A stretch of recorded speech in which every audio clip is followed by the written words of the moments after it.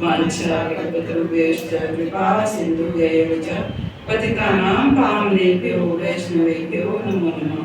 जय श्री कृष्ण चैतन्य प्रभु नित्यानंद श्री अद्वैत गदाधर श्रीवासादि गौर भक्तवृंद। हरे कृष्णा कृष्णा कृष्णा हरे हरे, हरे राम राम राम हरे।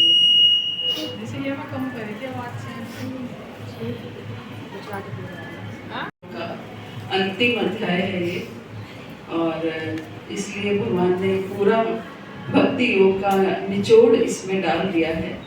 और ये अंतिम 8 श्लोक जो हैं ये पूरे भगवत गीता का निचोड़ भी कह सकते हैं इसको। निचोड़ इन द सेंस कि भगवान ये बताना चाहते हैं इन 8 श्लोकों के माध्यम से। इन 8 श्लोकों को भक्ताष्टकम कहते हैं कि भगवान एक भक्त से क्या आशाएं रखते हैं। इन 8 श्लोकों से हमें पता चलता है कि भगवान एक भक्त से यानी कि हम सब से क्या आशाएं रखते हैं, हमें कैसा बनना चाहिए, हमारे अंदर कौन कौन से गुण होने चाहिए, ये भगवान इन 8 श्लोकों में बताते हैं कि कौन कौन से गुण होने चाहिए। तो हालांकि हम सब प्रयासरत हैं कि अपने अंदर भक्तों वाले गुण लेकर के आए, लेकिन कभी कभी चूक हो जाती है। तो इसलिए गुण हमेशा या तो हम इस रूप में भी हो सकते हैं कि हम इच्छा रखते हैं कि हमारे अंदर ये गुण आए। कोई भी हम मान लीजिए कोई व्यक्ति देखते हैं, कोई व्यक्ति बहुत विनम्र है, तो हमें लगता है कि हम भी ऐसे होने चाहिए, विनम्रता होनी चाहिए, है ना। उस व्यक्ति को बिल्कुल क्रोध नहीं आता, तो हमें लगता है ऐसा होना चाहिए, बिल्कुल क्रोध, शांत स्वभाव, एकदम सबका हेल्प करने वाला, है ना। तो हम इच्छा रखते हैं अपने अंदर वो गुण को लाने की, लेकिन एनी हाउ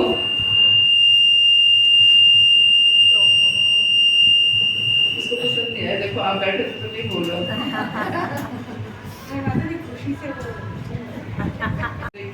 हरे कृष्णा कृष्णा कृष्णा हरे हरे, हरे राम राम राम हरे हरे।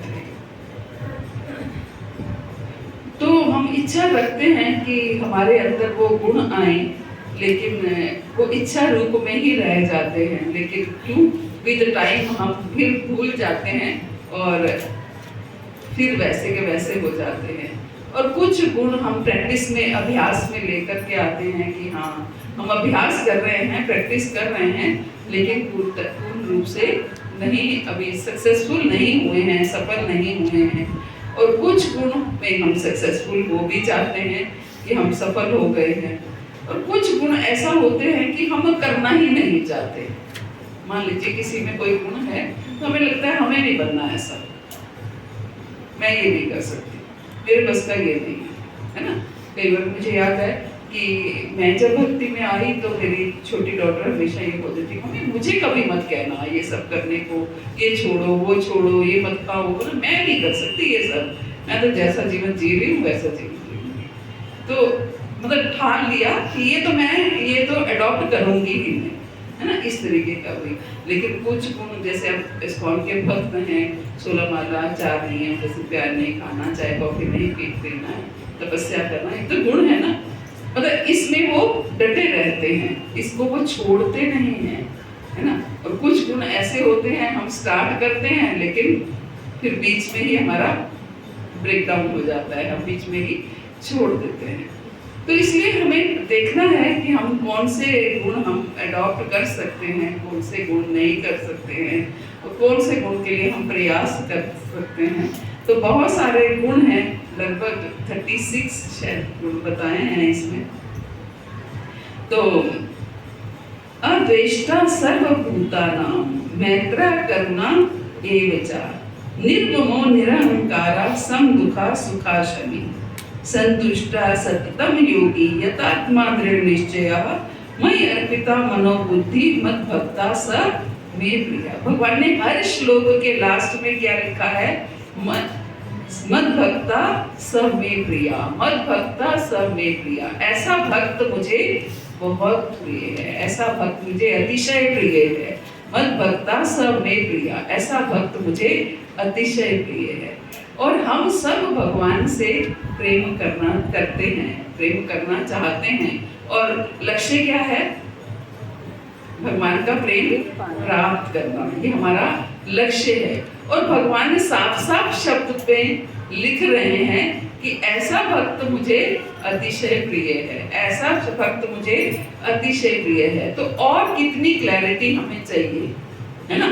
हम चाहते हैं भगवान का प्रेम प्राप्त करना, और भगवान बता रहे हैं कि मैं किससे प्रेम कर सकता हूँ, कौन मेरा प्रिय हो सकता है। तो जब भगवान बता रहे हैं और हमारा लक्ष्य भी वही है, फिर तो हमें इन श्लोकों को पूरा घोट के पीना है एक तरह से। तो पहला गुण क्या बताया है? जो अद्वेष्टा, जो किसी से द्वेष नहीं करता। आवाज तेज हो रही है, पहले ठीक थी आवाज।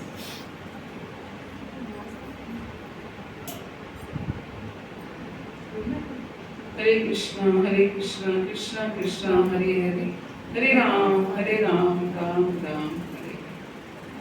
तो अद्वेष्टा, जो किसी से द्वेष नहीं करता, द्वेष नहीं करता, किसी से द्वेष ना करना, ये सबसे बड़ा गुण है। हम करते हैं क्या? करते हैं।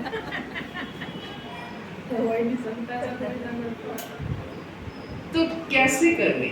एक्चुअली द्वेष कहाँ होता है? आप मुझसे द्वेष करते हो, गुरु महाराज से द्वेष करते हो, क्यों?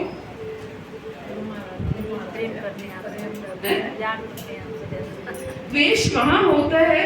जब हम सेम उसके आ जाते हैं, हमें ऐसा लगता है ये तो सीनियर हैं, ये हमारे सीनियर हैं, है ना? जहाँ हम एक जैसे बच्चे होते हैं, एक बच्चा जो 5th क्लास में पढ़ता है, वो 5th क्लास के बच्चे से द्वेष करेगा, उसके नंबर ज्यादा आ गए, उसके कम आ गए, है ना? तो द्वेष होने लगेगा। उसको टीचर ने ज्यादा अच्छा कह दिया, मुझे नहीं कह दिया, उसकी कॉपी में उसको मॉनिटर बना दिया, मुझे नहीं बनाया, तो द्वेष होने लगा। तो द्वेष कहाँ हुआ? जहाँ हम एक ही क्लास के हैं, एक ही लेवल के हैं। तो जहाँ हायर है या लोअर है, वहाँ द्वेष नहीं होता। द्वेष सेम लेवल का होता है ना? सेम लेवल, क्योंकि ईर्ष्या होती है ना? हम कंपटीशन की भावना होती है। तो कैसे ये द्वेष जाए? पहले बात तो हमें कंपटीशन की भावना को खत्म करना होगा। कंपटीशन, अब कहेंगे कि कंपटीशन की भावना अगर खत्म हो गई तो हम उन्नति कैसे करेंगे, तरक्की कैसे करेंगे, है ना? आगे कैसे बढ़ेंगे? तो हेल्दी कंपटीशन अच्छा है, लेकिन कंपटीशन ऐसा ना हो कि हम एक दूसरे की टांग खींचने लग जाएं। तो उसका एक और एक तरीका यही है कि हम जो है मदरली बिहेव करें। जैसे मैं क्या है, मेरे मन में सबके प्रति क्या भावना है? ये मेरे बच्चे हैं, है ना? ये मेरे बच्चे हैं, इनको तरक्की करनी चाहिए। तुम श्लोक लर्न करो, तुम ये पढ़ाई करो, ये क्लास सुनो, ये चीज कंठस्थ करो। मेरे मन में ये ईर्ष्या नहीं आएगी कभी भी कि हाँ इसने ये क्यों लर्न कर लिया, मुझे तो ये आता नहीं है। ऐसी कई चीजें होंगी जो मुझे कंठस्थ नहीं होंगी, हो सकता है आप लोग कर लो, तो जरूरी नहीं है कि मुझे सब कुछ आए। तो लेकिन अगर आप कर लोगे तो मुझे क्या होगा? खुशी होगी, है ना? मुझे खुशी होगी कि हाँ देखो इसने कंठस्थ कर लिया। तो क्या क्यों हुई ये, ऐसा क्यों हुआ? क्योंकि मैंने मदरली बिहेव किया। तो द्वेष तब जाएगा जब हम सबके साथ मदरली बिहेव करेंगे, है ना? मदरली बिहेव करेंगे कि मैं, ये सब मेरे बच्चे हैं, सब एक माँ की तरह सबके साथ। एक माँ होती है ना, वो अपने बच्चे को कभी हमेशा अच्छा ही देखना चाहती है, नीचा नहीं देखना चाहती। बच्चे की अगर नाक बह रही है तो जो पड़ोसी है या जो आसपास का कोई, जो भी माता जी खड़ी हैं, तो ये कहेगी तुम्हारे बच्चे की नाक बह रही है। माँ क्या करेगी? अपने हाथ से ही उसको साफ कर देगी, और बाद में सोचेगी कि अब मुझे हाथ कहाँ से साफ करना। क्यों? क्योंकि वो माँ है, और माँ को ये लगेगा कि हाँ ये मुझे, मेरा बच्चा साफ दिखना चाहिए, साफ सुथरा दिखना चाहिए, दूसरे के आगे अच्छा दिखना चाहिए। ऐसे ही हम सब क्या है? एक परिवार है ना? एक परिवार के सदस्य है। वासुदेवा कुटुंबकम, ये वासुदेव का कुटुंब है। और अगर हम आपस में प्रेम से रहेंगे, द्वेष नहीं करेंगे, तो वासुदेव क्या करेंगे? खुश होंगे, है ना, खुश होंगे। तो यही हमें करना है, लक्ष्य को साधे रखना है, अपने लक्ष्य को कभी भूलना नहीं है। सारे गुण हम एडॉप्ट कर सकते हैं अगर हम अपने लक्ष्य को साधे रखेंगे। लक्ष्य को साधे रखने का अर्थ क्या है? हमेशा याद रखें कि लक्ष्य क्या है? भगवान को प्रसन्न करना, भगवान का प्रेम पाना हमारा लक्ष्य है। और भगवान प्रेम तभी करेंगे जब ऐसा हम करेंगे। हम किसी से द्वेष करेंगे, ईर्ष्या करेंगे, तो भगवान प्रसन्न नहीं होंगे। तो लक्ष्य को साधे रखना है, ये बस। बाकी सारे गुण कुछ भी पढ़ने की आवश्यकता नहीं है, पर समझना यही है कि लक्ष्य को साधे रखेंगे तो अपने आप सारी गुणावलियां आ जाएंगी। क्योंकि टाइम हमारे पास कम है, तो इतने सारे तो मैं नहीं करा पाऊंगी, थोड़ा थोड़ा करते चले जाते हैं। और साथ में क्या कहा गया? अद्वेष्टा सर्वभूतानां। सर्वभूतानां, सब, सर्वभूतानां मीन्स सबसे। ये नहीं कि जो आपको पसंद है, जो आपका मित्र है, उससे तो द्वेष ठीक है, वो तो उससे तो हम नहीं करेंगे, लेकिन जिससे हमारी पटती नहीं है, जो हमारा मित्र नहीं है, उससे हमारा द्वेष है ना। भगवान ने क्या बोला है? अद्वेष्टा सर्वभूतानां, सबसे अद्वेष्टा रहना है, सबसे किसी से भी द्वेष नहीं करना, जो किसी से द्वेष नहीं करता। लेकिन मैत्री करुणा एवचा, मित्रता का भाव, मैत्री ना, मैत्री करुणा एवचा। अब मैत्री का अर्थ क्या है? मित्र बन करके रहना। अब मित्र बन करके हम कहेंगे हम कोई किसी के दुश्मन थोड़ी हैं। जो दुश्मन नहीं है वो मित्र है ना, जो दुश्मन नहीं है वो मित्र है। लेकिन मित्र का अर्थ है मीन्स प्रसन्न रहना, आनंदित रहना, एक दूसरे के साथ मिलजुल कर रहना। जैसे वो एक स्टोरी सुनाती माता जी कि एक सास होती है, तो वो आकर की शिकायत आती है अपनी बहू की शिकायत लेकर के। तो आकर के माता जी को कहती है कि माता जी मैं आपसे कुछ कहना चाहती हूँ। बोले अपनी बहू के बारे में? बोले हाँ। क्यों, कोई झगड़ा करती है? बोले नहीं, झगड़ा नहीं करती, बहुत अच्छी है। तो क्या आपका रिस्पेक्ट नहीं करती? बोले नहीं, बहुत रिस्पेक्ट करती है, हमेशा मम्मी जी बोलती रहती है। तो फिर क्या घर में कामकाज नहीं करती? खाना पीना नहीं बनाती? नहीं, सब काम करती है, मुझे तो कुछ भी करने नहीं देती है। तो फिर क्या प्रॉब्लम है? प्रॉब्लम ये है कि हमसे खुलती नहीं है, हमसे बातचीत नहीं करती है ना, हमसे बात नहीं करती है। वो बस अपने में ही मस्त रहती है, आती है अपने कमरे से बाहर आती है, खाना पीना बनाती है और बना करके और खाती भी है हमारे साथ, तो खा करके वापस अपने कमरे में चली जाती है, वो बात नहीं करती। अब हमारे साथ कोई व्यक्ति ऐसा रहेगा जो ठीक है हमारे साथ बैठ रहा है, उठ रहा है, खा रहा है, लेकिन बात नहीं कर रहा, तो कैसा लगेगा? है ना, अच्छा नहीं लगेगा। तो भगवान ये कहते हैं कि मिलजुल के रहो। गुरु महाराज क्या कहते हैं? हिल मिलजुल के रहो, हिल मिलजुल के रहो, है ना। तो इस तरीके से हिल मिलजुल के रहना है। हिल मिलजुल के मीन्स मिक्स होके रहना है, प्रेम से रहना है, आपस में प्रेम का संबंध होना चाहिए। और करुणा, करुणा मीन्स दया भावना, है ना, दया भावना। ये नहीं कि कोई निम्न अधिकारी, कोई निम्न भक्त आ गया तो हम उसकी हंसी बनाएं, या उसको ये भी नहीं आता, उसको ये भी नहीं आता, ये ऐसे करता है, नहीं। बल्कि करुणा करनी है उनके ऊपर, उनको समझाना है, उनको सिखाना है कि माता जी ये नहीं, ऐसे नहीं, ऐसे बोलो, ये यहाँ से नहीं, यहाँ से पढ़ो। उनको समझाना है, सिखाना है, ये करुणा है। और जो भक्ति में नहीं है उनको भक्ति में लाना, ये सबसे बड़ी करुणा है, सबसे बड़ी दया है। तो किसी भी जीव के ऊपर दया करना, ये एक भक्त का गुण है ना। और जो अपने को स्वामी नहीं मानता, जो अपने को स्वामी नहीं मानता, लेकिन हम तो स्वामी मानते हैं, हमें तो लगता है कि हम ही मालिक हैं, है ना। कोई दूसरा व्यक्ति कैसे मालिक हो सकता है? तो हम तो अपनी किसी वस्तु को छोड़ना नहीं चाहते किसी भी वस्तु को। कोई सेवा भी हमें मिलती है तो हम उस सेवा को भी छोड़ना नहीं चाहते, है ना। लेकिन भगवान क्या कहते हैं, कोई बात नहीं, आज ये चीज आपके पास है, कल दूसरे के पास चली जाएगी तो क्या हो गया। लेकिन हमें, अगर मान लीजिए मेरे पास कोई वस्तु है, आज वो मेरे पास नहीं है, लेकिन मेरे पड़ोसी ने गाड़ी खरीद ली, मेरे पास गाड़ी नहीं है, तो क्या है, ये लगेगा कि मेरे पास क्यों नहीं है, मैं इसकी स्वामी क्यों नहीं हूँ, मेरे पास भी होनी चाहिए। तो हर चीज में स्वामित्व का भाव देखना ये सही नहीं है। अगर किसी और के पास भी है तो भी हमें प्रसन्नता होनी चाहिए।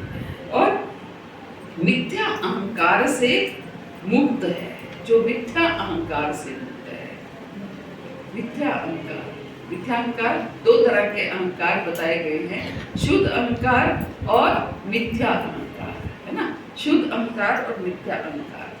शुद्ध अहंकार क्या है, हम भगवान के दास हैं, ये शुद्ध अहंकार है।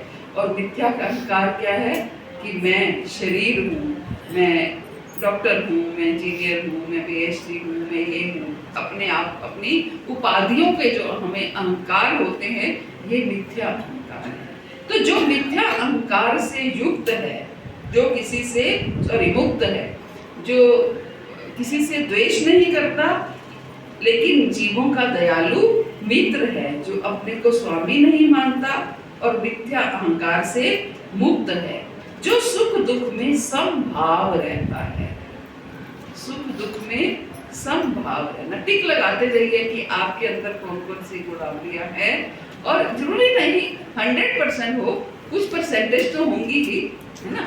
किसी में कोई गुण 50% होगा, किसी में कोई 30% होगा, किसी में 40% होगा, कुछ परसेंटेज तो होगी ही, है ना।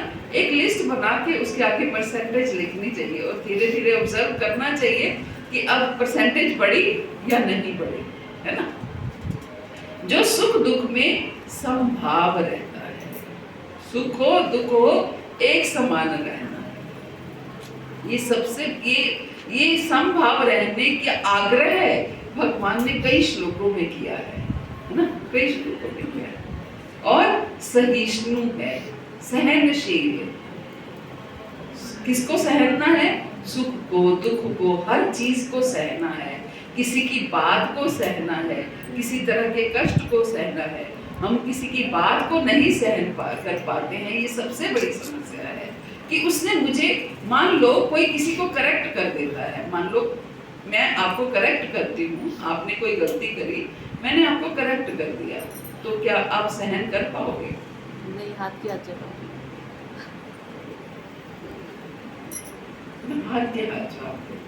सहन नहीं कर सकते, हम कुछ भी सहन नहीं कर सकते। ये सहना बहुत जरूरी सीखना है। जहाँ सहनशीलता बढ़ेगी ना, वहां पर हमारी आधी समस्याएं वहीं समाप्त हो जाएंगी। गलत को भी सहन करना नहीं, गलत को सहन करने का अर्थ है कि हमारे पास क्या पैरामीटर है कि गलत है या सही है हमारे पास कोई तराजू है इसका? हमें गलत लग रहा है ना, हो सकता है वो ठीक हो, इग्नोर कर दो ना, सब मत इग्नोर करो। अगर आपको लग रहा है कि ये गलत है तो इग्नोर करो, है ना। इग्नोर तो कर सकते हैं ना, सहना क्या है, इग्नोर कर दो। तो सदैव आत्मतुष्ट रहता है, अपने आप में तुष्ट रहना, जो है उतने में ही संतुष्ट रहना,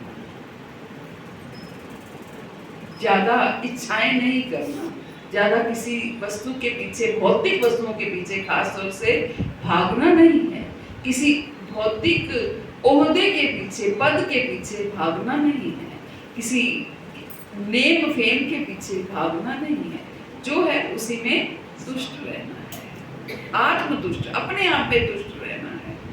और आत्म संयमी है,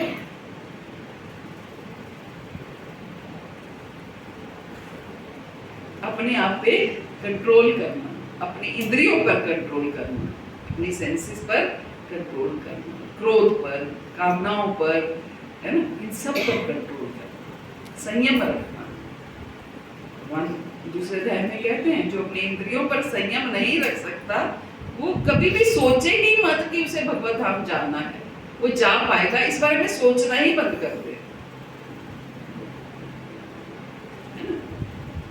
तो इंद्रियों पर संयम रखना ये बहुत आवश्यक है।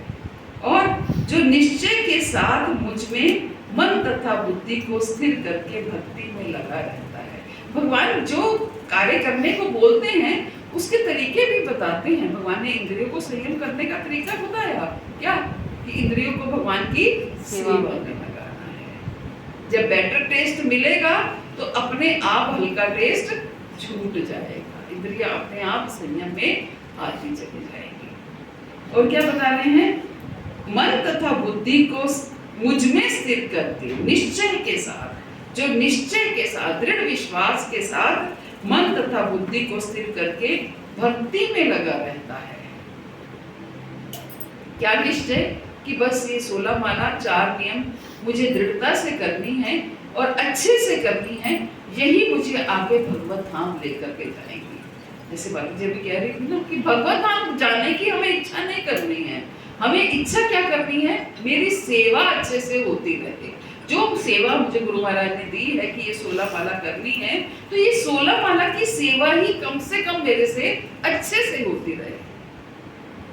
जब हम ये सेवा ही अच्छे से नहीं कर पाएंगे तो बाकी का हम क्या सोचेंगे। पहले इस सेवा को सुधारना है, ये सेवा अच्छे से होगी। ददामि बुद्धि योगम तब येन मामोपयाति। तो अपने आप भगवान कहते हैं कि मैं ऐसा बुद्धि योग देता हूँ कि अपने आप समझ में आने लगती है कि अब आगे क्या करना है, आगे क्या करना है, आगे क्या करना है ना। तो सेवा को अच्छे से करना है, अपने आप जो भी हमें सेवा मिली है उसको हम अच्छे से करें, भक्ति में स्थिर रहें। भक्ति में जो सेवा हम कर रहे हैं, भगवान की सेवा कर रहे हैं, भले ही हमें ज्यादा श्रृंगार नहीं करना, हमें नहीं आता, हमें बहुत सुंदर सजाना भगवान को नहीं आता, लेकिन नियमित रूप से जो मिनिमम सेवा हम कर रहे हैं, भगवान को स्नान करा रहे हैं, सिंपल सी ड्रेस पहना रहे हैं, वो हमें बड़े सुंदर से तरीके से भाव से करना है। आप क्या सोचते हो कि जो बड़े बड़े भक्त रहे, क्या वो बहुत ही सुंदर श्रृंगार करके भगवान को बिठाते रहे? इतना साधन ही नहीं होता था उनके पास कि वो भगवान के लिए महंगी महंगी ड्रेसेस बनवा रहे हैं या इतना वो कर रहे हैं। केवल भाव से भगवान की सेवा करनी, और हमें भी भाव से ही सेवा करनी है। वो बात अलग है कि अपने सामर्थ्य के अनुसार ही भगवान का भी वो करना चाहिए, लेकिन अगर आपसे जैसा होता है, लेकिन भाव से नियमित रूप से वो सेवा, हम कोई भी सेवा उठा लीजिए, भोग बना रहे हैं तो ये नहीं कि भगवान 56 भोग नहीं मांग रहे हैं, सिंपल तरीके से आप नियमित रूप से भगवान को अर्पित कीजिए। तो ऐसा भक्त भगवान कहते हैं जो अपनी मन तथा बुद्धि को स्थिर करके भक्ति में लगा रहता है, ऐसा भक्त मुझे अतिशय प्रिय है। कितने बजे तक करना, क्या टाइम? अच्छी हुई।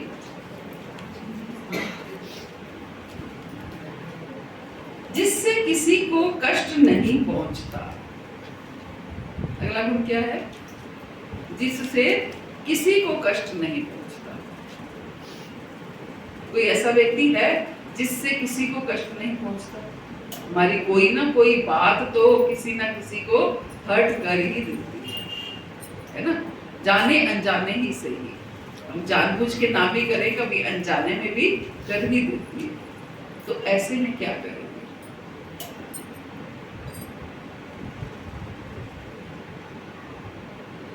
ऐसे में हमें ज्यादा सोचना नहीं है, क्योंकि आपने उसको कष्ट नहीं दिया है ना, आपने कष्ट नहीं दिया, आपने चाह के अपनी इच्छा से उसको कोई कष्ट नहीं दिया, और अब वो अपने आप से उसके एक आध्यात्मिक ताप है, ये अपने मन से अपने आप को क्रिएट कर लेना है ना। मन से अगर वो क्रिएट करके वो उस चीज को ले रहा है तो वो बात अलग है, लेकिन आप अपनी इच्छा से किसी को कष्ट नहीं देंगे, अपनी भावना आपकी कष्ट देने की नहीं होनी चाहिए। इसलिए जिससे किसी को कष्ट नहीं पहुंचता, लेकिन फिर भी अगर आपको लगे कि आपकी किसी बात से किसी को कष्ट पहुंचा है, तो हम क्षमा याचना करने के लिए हमेशा तैयार रहें, है ना, हमेशा तैयार रहें। ये नहीं कि हमारे अंदर एक अहम भाव आ जाए कि वो ये तो मेरे से बड़ा है, मेरे से छोटा है, मैं क्यों इससे सॉरी बोलूँ या क्यों इससे माफी मांगूँ। नहीं, क्षमा याचना हमें हमेशा करनी ही है, लेकिन ये भी ना हो कि क्षमा याचना हो रही है तो बाद में हम सोचे बताओ कल की है और आज मुझे इससे क्षमा मांगनी पड़ रही है। मन में बल्कि ये भावना आनी चाहिए कि पता नहीं मेरे कौन से वचन से इसको इतना कष्ट पहुंच गया। मेरी भावना भले ही नहीं थी लेकिन इसको कष्ट तो पहुंचा ही ना, इसका मतलब मुझे थोड़ा सोच समझ के बोलना चाहिए। जिससे किसी को कष्ट नहीं पहुंचता तथा जो अन्य किसी के द्वारा विचलित नहीं किया जाता, कष्ट पहुंचता भी नहीं है और किसी की बात से हम विचलित ना हो। हम ये कोई ऐसी बात कोई कह भी दे जिससे मुझे कष्ट पहुंच रहा हो, लेकिन मुझे अपने आप को कष्ट पहुंचाना नहीं है, मुझे विचलित नहीं होना है ना, मुझे विचलित नहीं होना। भले ही कोई कितना भी मुझे विचलित करने का प्रयास करे लेकिन मुझे विचलित नहीं। लेकिन यहाँ तो कोई किसी को आरती नहीं मिली उससे विचलित हो गए। यहाँ तो किसी को आरती नहीं दे पाए तो वो विचलित होता है कि मुझे क्यों छोड़ इग्नोर करती है। यही तो बात है, इसलिए तो सिखा रहे हैं, इसीलिए सिखा रहे हैं। इग्नोर करना ये सीखना है, हमें बातों को इग्नोर करना सीखना है। कुछ भी हो जाए ठीक है, जाने दो जाने दो जाने दो। खींचना नहीं है प्लास्टिक की तरह, रबड़ की तरह हम बातों को खींच लेते हैं, ये खींचना नहीं है। ज्यादा समस्या यही है हमारे अंदर, इसी से दुखी ज्यादा होते हैं, दुखी भी इसी से ज्यादा होते हैं, इसी वजह से दुखी रहते हैं। तो भगवान यही कह रहे हैं, जिससे किसी को कष्ट नहीं पहुंचता और जो अन्य किसी के द्वारा विचलित नहीं किया जाता, जो सुख दुख में, भय तथा चिंता में समभाव रहता है। सुख में दुख में, भय हो या चिंता हो, सब में समभाव रहता है। एक्चुअली करना क्या होता है, हमें ना अपना दायरा बड़ा करना है ना, दायरा बड़ा, सोच अपनी बड़ी करनी है, दायरा बड़ा करना है ना, वो हम कर नहीं पाते हैं। अब देखिए प्रहलाद महाराज ने, उसके पिता ने उनके ऊपर कितना अत्याचार किया है ना, और भगवान जब प्रकट हुए नरसिंह देव के रूप में तो उसने नरसिंह देव को क्या बोला कि मेरे पिता को भी आप अपने धाम प्रदान कीजिए, मेरे पिता को भी अपना धाम प्रदान कीजिए। उसने ये नहीं कहा कि जैसे नरसिंह देव उनको मार रहे थे तो उसने ये नहीं कहा कि और मारो, इसने मुझे बहुत कष्ट दिया है और मारो, ऐसा नहीं कहा है ना। उसने क्या बोला कि इनको, ये भक्त है ना, भक्त का दायरा बहुत बड़ा होना चाहिए। भक्त मीन्स आप ये सब किस लिए सहना है, ये सब कुछ गुण किस लिए भगवान बता रहे हैं, किसके लिए बता रहे हैं, उसके लिए आप पाना किसको चाहते हो। आप कोई छोटी मोटी चीज नहीं पाना चाहते हो, क्या पाना चाह रहे हो, भगवत प्रेम प्राप्त करना चाह रहे हो। कोई छोटी मोटी वस्तु नहीं है, भगवत प्रेम प्राप्त करना, भगवान को प्राप्त करना इतना छोटा मोटा काम नहीं है। तो उसके लिए बड़े बड़े काम करने पड़ेंगे, अपने दायरे को, सोच को बड़ा करना पड़ेगा, है ना। तो जब प्रहलाद महाराज ने बोला तो उन्होंने क्या बोला, तुम अपने सिर्फ पिता की बात क्या कर रहे हो, मैं तो तुम्हारे 21 पीढ़ियों को अपने धाम में ले जाऊंगा, है ना। सिर्फ पिता क्या, मैं तो तुम्हारी आगे पीछे की सब पीढ़ियों को धाम ले जाऊंगा। तो ऐसे ही हमें अपने दायरे, ध्रुव महाराज का हमने अभी कथा पढ़ी, ध्रुव महाराज ने क्या है, ध्रुव महाराज ने क्या बोला अपनी माँ को जाकर के कि मेरी सौतेली माँ ने ऐसा बोला है, सौतेली माँ ने बोला है कि तू पिता की गोद में नहीं बैठ सकता, कि तुझे वहां बैठने के लिए मेरी कोख से जन्म लेना पड़ेगा। ध्रुव महाराज माँ ने क्या बोला, बेटा आप भक्ति करो, आप जाकर के भक्ति करो, भक्ति से ही सब कुछ प्राप्त हो सकता है। ध्रुव महाराज गुस्से में आए थे बोलने के लिए, लेकिन माँ ने क्या किया, दायरा बड़ा कर दिया, है ना। हमें अपना दायरा बड़ा करना है। ऐसे अब पृथु महाराज की कथा पढ़ रहे हैं। पृथु महाराज ने क्या है, 100वां अश्वमेध यज्ञ कर रहे हैं, तो इंद्र क्या है, घोड़े चुरा रहे हैं। क्रोध आया पृथु महाराज को, है ना, लेकिन नारद जी ने क्या बोला, क्रोध मत करो, तुम्हारे 99 यज्ञ से भी भगवान प्रसन्न हो जाएंगे अगर तुम इंद्र को क्षमा कर दोगे। दायरा बड़ा कर दिया। तो करना क्या है, अपनी सोच को ब्रॉड करना है, बड़ा करना है ना। सोच बड़ी होगी तो सब कुछ अच्छा होने लगेगा। हम लोग संकीर्ण हैं, हम लोग उसमें घूमते रहते हैं, नेगेटिव सोचते रहते हैं, है ना। भक्ति केवल ये नहीं, लोग कहते हैं कि भक्ति क्या है, हर समय बस नाम जपते, नाम जप है, भक्ति नाम जप है, लेकिन भक्ति हमें बदलाव चाहती है, हमारे अंदर बदलाव भी आना चाहिए, चेंज भी आना चाहिए। अगर नाम जप से चेंज नहीं आ रहा है तो इसका मतलब नाम जप में कोई ना कोई कमी है, कहीं चूक हो रही है ना, कुछ चूक हो रही है, तो हमें देखना है। बस यही श्लोक कर पाएंगे शायद। जिससे किसी को कष्ट नहीं पहुंचता तथा जो अन्य किसी के द्वारा विचलित नहीं किया जाता, जो सुख दुख में, भय तथा चिंता में समभाव रहता है, वह मुझे अत्यंत प्रिय है, वह मुझे अत्यंत प्रिय है।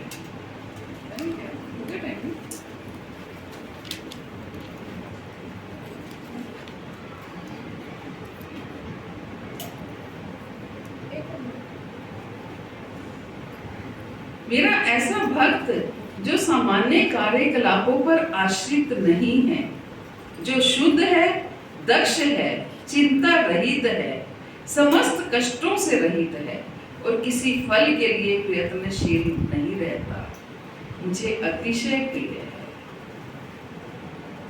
मेरा ऐसा भक्त जो सामान्य कार्यकलापों पर आश्रित नहीं है कि मैं कमाऊंगा और खाऊंगा, इस पर आश्रित नहीं है, अपने कार्यों पर आश्रित नहीं है।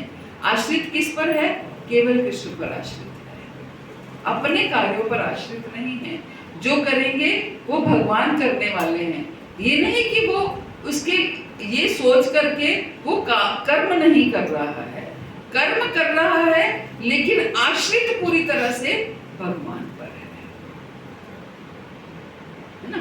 कर्म करना है लेकिन फिर भी आश्रित भगवान पर रहना है, कर्म पर आश्रित नहीं रहना है कि मैंने ये कर्म किया तो मुझे ये मिलेगा। तो वही क्या कह रहे हैं कि ऐसा भक्त जो सामान्य कार्यकलापों पर आश्रित नहीं है, केवल भगवान की कृपा पर आश्रित है।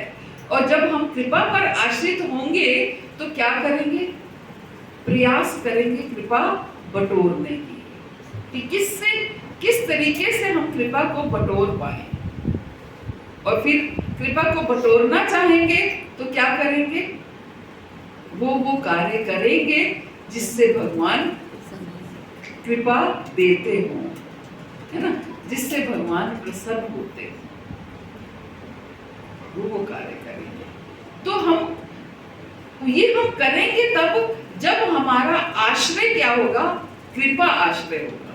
हम कृपा पर आश्रित रहने की हमें आदत होगी। हमें आदत किसकी है, हमें अपने कर्म पर आश्रित रहने की आदत है ना। लेकिन भगवान क्या कहते हैं, कर्म करना है लेकिन आश्रित मुझ पर रहना है, इस चीज को चेंज करना है ना। कर्म ये नहीं कि हम आश्रित भगवान के ऊपर रहना है तो हम कर्म करना छोड़ दें, अपना सब कर्म करना है। स्टूडेंट है तो उसको पढ़ाई करनी है, आप बड़े हैं तो कमाना है, घर के कामकाज करने हैं, सब कुछ करना है, लेकिन आश्रित कृष्ण पर रहना है ना। कृष्ण पर आश्रित रहेंगे तो किसकी आदत हो जाएगी कि कृष्ण किसके ऊपर, किसको शेल्टर देते हैं, किसकी रक्षा करते हैं, जिनके ऊपर उनकी कृपा होती है ना, जिनके ऊपर उनकी कृपा होती है। तो वो कृपा हमें बटोरने की इच्छा होगी कि हम कैसे भगवान की कृपा के पात्र बने, कैसे भगवान की कृपा के पात्र बने। तो कृपा के पात्र बनने के लिए हम वो कार्य करेंगे जो भगवान को प्रसन्न हो। ये एक साइकिल सा हो जाएगा। कृपा प्राप्त करने के लिए हम वो कार्य करने का प्रयास करेंगे जो भगवान को पसंद हो, जो भगवान को प्रसन्न करने वाले। और जो ऐसा भक्त जो सामान्य कार्यकलापों पर आश्रित नहीं है, जो शुद्ध है, दक्ष है, चिंता रहित है। भगवान ने दक्ष है भी कहा। दक्ष है का अर्थ क्या है? किसमें दक्ष है? भक्ति में दृढ़ है, भक्ति में दक्ष है ना, भक्ति में दक्ष है, शुद्ध है और चिंता रहित है। उसे किसी चीज की चिंता नहीं है कि कल क्या होने वाला है, उसको कोई चिंता नहीं है। जो होगा देख भगवान अपने आप करेंगे, है ना। समस्त कष्टों से रहित है। भले ही भौतिक दृष्टि से अगर देखा जाए तो वो बहुत कष्टों में है, लेकिन फिर भी वो कष्टों से रहित है, क्योंकि वो कष्ट उसका ताप जो है वो अंदर तक हीट नहीं जा रही, बाहर से हीट लग रही है। कभी कोई जल जाता है तो आग लग जाती है, कोई जल जाता है तो अगर बाहरी अंगों में आग लग गई तो व्यक्ति बच जाता है, स्किन खराब हो जाएगी, लटक जाएगी, कुरूप हो जाएगा, लेकिन बच जाता है। लेकिन हीट अगर अंदर तक पहुंच गई तो बचने के चांसेस नहीं है ना। तो कहते हैं ना 50% बर्न है, 60% बर्न है। तो अगर अंदर तक हीट पहुंच जाती है तो बचने के चांसेस नहीं है। ऐसे ही इस भौतिक जगत का ताप अगर हमें अंदर तक लग जाता है तो फिर हमारा भक्ति जीवन बच नहीं सकता। लेकिन अगर ऊपर से कभी परेशान कर रहा है तो ठीक है, वो धीरे धीरे अभ्यास से अपने आप चला जाएगा। अंदर तक नहीं लगना चाहिए। अंदर तक नहीं लगने का अर्थ क्या है कि हमें हमारा भक्ति जीवन डिस्टर्ब नहीं होना चाहिए ना, हमारा भक्ति जीवन उससे डिस्टर्ब नहीं। और किसी फल के लिए प्रयत्नशील नहीं रहता। जो भक्त किसी फल के लिए प्रयत्नशील नहीं रहता। किसके लिए प्रयत्नशील रहता है? कृपा के लिए, बस भगवान की कृपा के लिए प्रयत्नशील रहता है। कैसे मैं भगवान की कृपा को बटोरूं, और भगवान की कृपा कैसे बटोर सकते हैं? जो हम भगवान कहते हैं वो हम करने का प्रयास करें, इससे हम कृपा को बटोर सकते हैं। हमें खुद भी पता चल जाता है कि अगर हम ऐसा करेंगे तो भगवान बहुत प्रसन्न होंगे, ऐसा करेंगे तो भगवान बहुत प्रसन्न होंगे। नहीं पता चलता क्या? चलता है कि नहीं चलता? अगर किसी को परेशान, किसी को दुख देंगे तो उससे भगवान थोड़ी खुश होंगे। आप कोई भी कर्म करेंगे, उस कर्म को करने से आपको पता चलेगा कि ये कर्म करने से भगवान प्रसन्न होंगे या नहीं। मान लीजिए आप ऑफिस गए, 8 घंटे की ड्यूटी करी, लेकिन ड्यूटी तो करी लेकिन काम नहीं किया ऑफिस में जाकर के, तो क्या होगा? भगवान प्रसन्न होंगे? जबकि भगवान का कोई लेना देना नहीं है, ऑफिस गए ठीक है, लेकिन लेना देना है। भगवान, हमने अपने कर्म को अच्छे से नहीं किया, है ना, अपने कर्म को अच्छे से नहीं किया। जिसके बदले में आप धन लेकर के आते हो, वो कार्य आपने अच्छे से नहीं किया, तो भगवान उससे प्रसन्न होने वाले नहीं। तो हमें खुद पता चल जाता है। तो ये चीजें हमें, तो यही भगवान, तो ऐसा भक्त मुझे अतिशय प्रिय है। तो बस मैं ये कर पाई, अगली क्लास में इसको कंटिन्यू करें। हरे कृष्ण।